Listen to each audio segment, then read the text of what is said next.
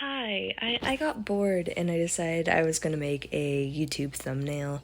So yeah, I did that. And I thought this would be useful for other people too. So here we are with the tutorial. Oh my god. If you hear a slight buzzing sound in the background, that is my fish tank. I cannot turn that off or my fish will die. Yay! Anyways, to get like the right size, you can literally just Google it and download an image from Google.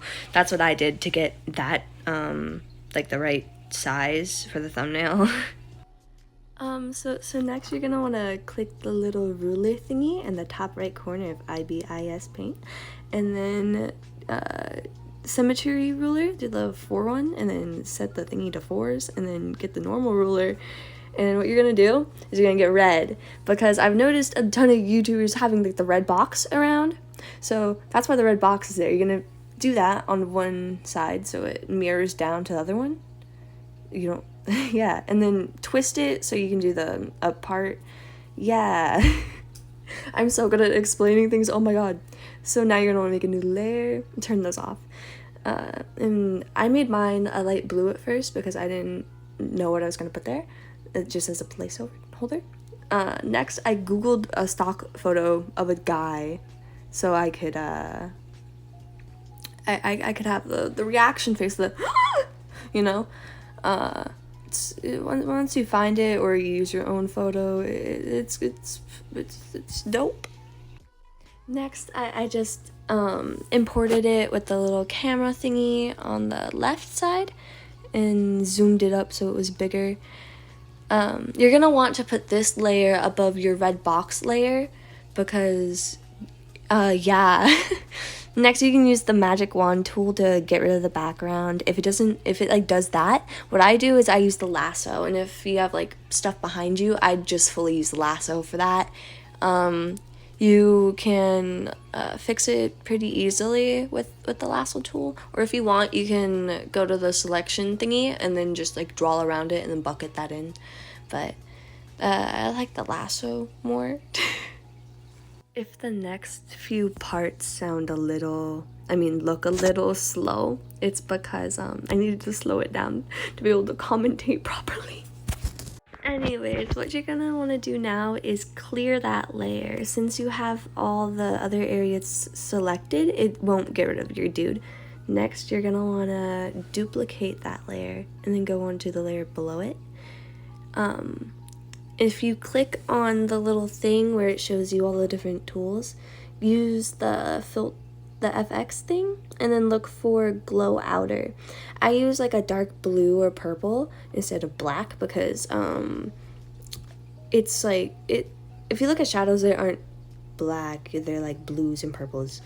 And then you can set the layer to multiply and lower it down so it's not as like bright.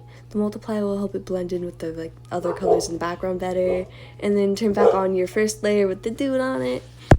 That was to make sure that yeah, I'm adding a little bit of shading to him to make him look more like in front of the picture in the back. Next, you're gonna want to make another layer and clip that onto that layer so it stays onto him and doesn't like go all over the page. Use the airbrush tool and get a warmish color. What I'm doing is like shading him to make him look more there, you know, as I just said. You're gonna want to set that layer to screen, not add, screen, because add is a little too like much, and lower the opacity. Make another layer, clip it, make it multiply. Get a purpley or a blue color. Make sure it's still a little dark, because if it's a bright one, then it's not gonna work, especially if they're wearing white. And then like lightly airbrush the bottom. You don't want to have it too much or it's gonna make it like very obvious and it won't look as good. You can also mess with the opacity on this one. Just mess with it until you like it, basically. And then I merged them down. Now I'm replacing that blue layer from earlier. I just took a random photo of a flower from my camera roll and used it. You can use whatever photo you want, whether it be like you reacting to something or from a game. Yeah. Just try your very best to make it fit in the box. If you're like me and accidentally put your person or yourself like a little too close, and like in the middle, you can go to the lasso, and then you can do the transition X and move it over to the sides. Just remember what number you moved it, like what amount you've moved it, so you can move it on both the shadow layer and the top layer, because you can't merge those two together or it'll look weird. Yeah. Next, you're gonna want to make a blank layer, and then I accidentally clicked the FX button, but I meant to click the T, which is text. So here, this is for the words. Oh my god. Okay, so you just type in whatever the fuck you want. Okay. Make sure it's centered. It's nice. It's good. It's good. You can click the font thing where it says font to look through all the fonts. For font inspiration, I literally scrolled through YouTube videos just to look at them. You can pick whatever font you want. I went with that one. I think it was that one. Yeah, it was.